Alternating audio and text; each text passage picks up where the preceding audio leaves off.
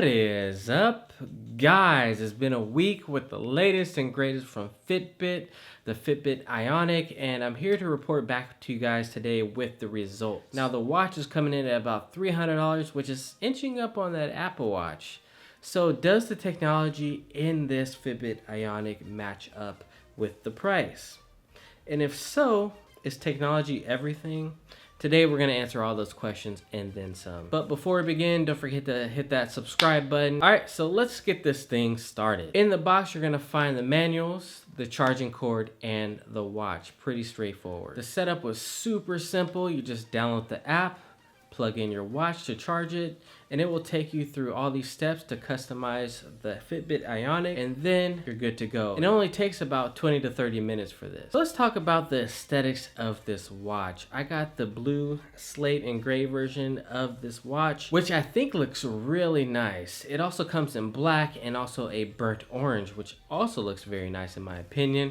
I love the new band on the Fitbit Ionic. It's a massive upgrade in my opinion over the Charge HR2. It's like a normal watch where you thread one end through the other, and then you stick the metal piece through to secure it. Then you take the metal piece at the end of the band and you press that through the other end so that there are no pieces moving around and sticking out.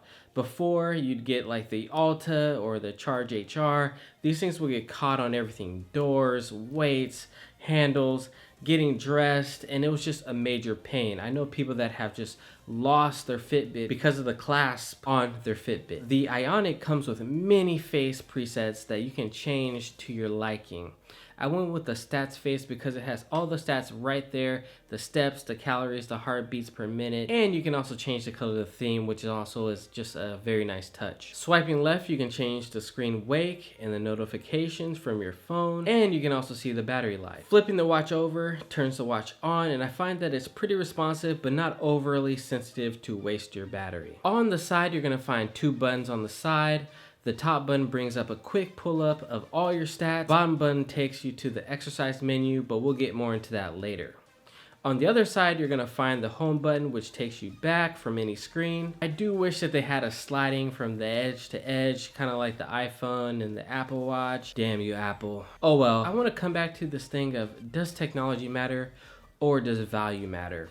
And this is where I think Fitbit has Apple beat. Let me give you guys an analogy. Let's say you're driving in a 30-mile-per-hour zone. There's a 20-mile-per-hour zone coming up. How likely are you going to slow down to exactly 20 miles per hour? Slow down! Watch it! Watch it!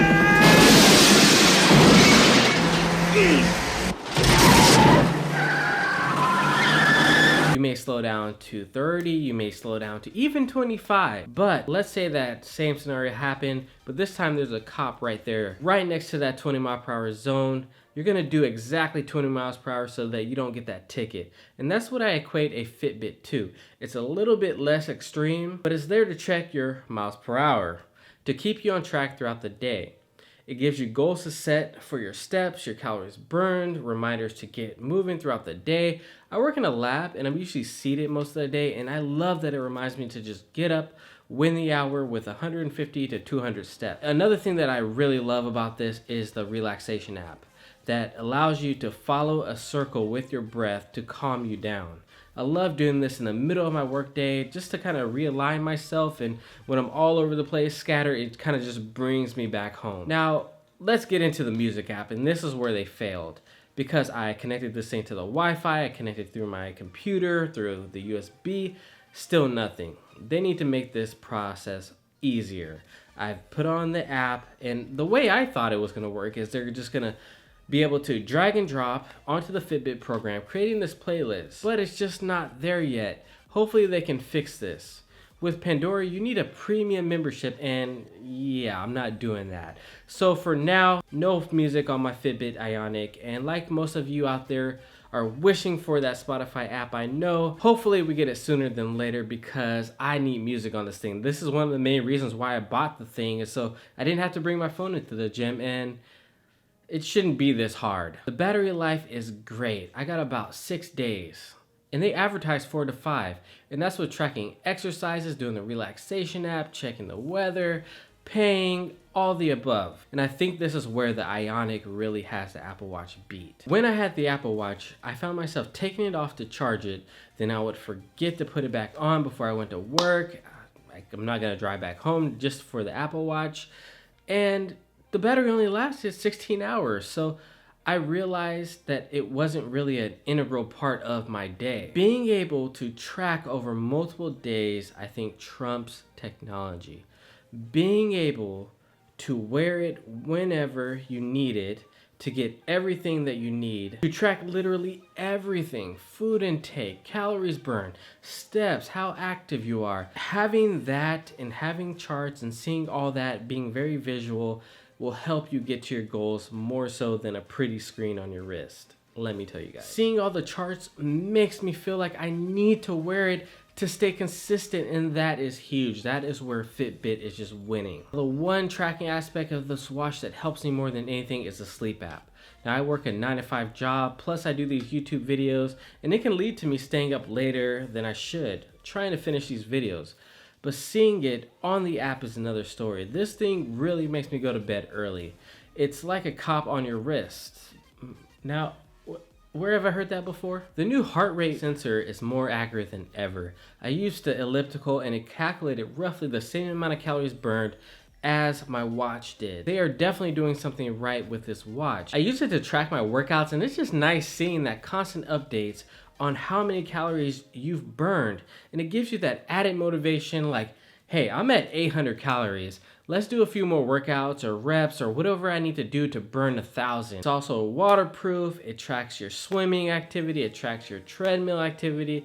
It even tracks when you're running outdoors, and you get the added benefit of the GPS. So it'll be nice just to see like where you've gone, where you've run to. Another thing that I'm really liking about these is the guided workouts. Now these are in the Coach app. Just turn it on and it runs you through a little circuit. Remember, this is the beginning of your suicide journey. Stay loose and don't worry about being perfect. Ready? Let's go. Mountain climbers. In a push-up position, pull one knee up towards your chest, keeping your toes lifted and hips down. Then quickly extend that leg as you bring your other knee forward, repeating for reps. So you can work out anywhere. If you're on vacation, if you're just have a couple moments, it's only about 10 minutes. You can just get it going, get it cracking, get your workout in, and continue on with your day. I like the Fitbit wallet. It works flawlessly. You just take a picture of your card and you're good to go. Now this, one thing that I was worried about was that it wasn't gonna work everywhere, but it actually works where all contactless payment is accepted. Really nice. So in conclusion, is this worth $300? It doesn't have the best tech. It doesn't have the best screen. Screen is pretty, by the way. I never talked about that.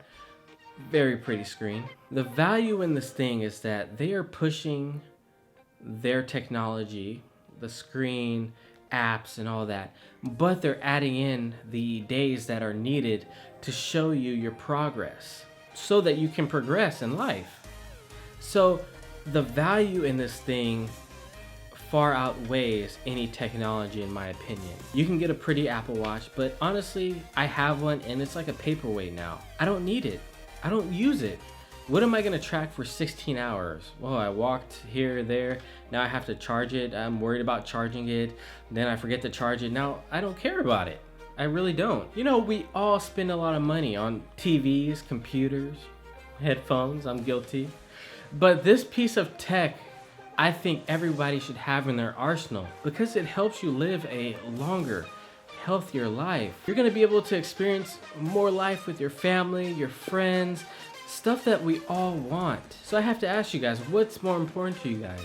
Top of the line screen, time with your family, friends, and living a healthy life. And for me, you know, personally, that's what I want for you guys. I want you guys to live a healthy life. You guys deserve it. We all deserve it.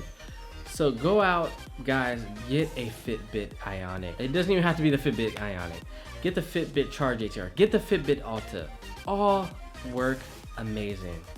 So guys, please, as my subs, go out and get one of these things, all right? It's a small price to pay for what it gives to your life. And I'm just gonna end it there. All right, guys, I will see you guys in the next video. Peace.